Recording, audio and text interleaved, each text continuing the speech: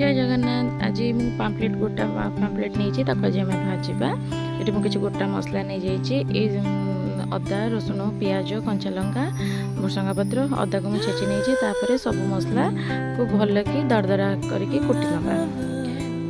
ये पियाज ए कुटुचे कुटिकी प्लेट्रे काढ़ी नवा। प्लेट्रे लुण हलदी लंका गुंड जीरा गुंड लेंबू रस धनिया गुंड एमती गरम मसला देकी गोटे पेस्ट बनईदबा।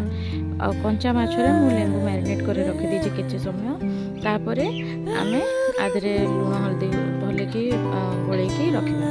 एबे गोटे प्लेट नवा। प्लेट्रे जो लुण हलदी गोला माछ को नवा जो मैरिनेट जो आम मसला प्रस्तुत करते से मसला को ये जो कट होना पकेट टाइप ता भर भल कि भरी भरिकी दबा आ भल कि मैरिनेट करवा। मैरिनेट कर ऊपर किसी सोरष तेल भल कि कोट करवा।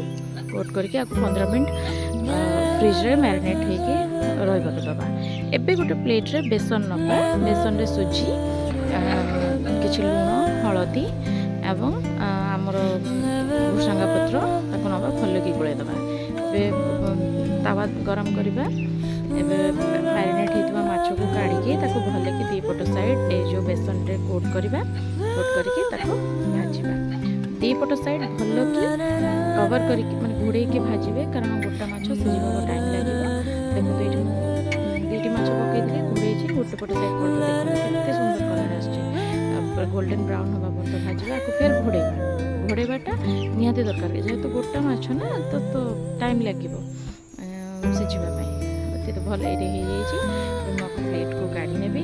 जदि मो वीडियो आपको भल लगी थाए तो प्लीज लाइक शेयर सब्सक्राइब करेंगे। ये देखो तो रेडी हो गला गोटा माछ।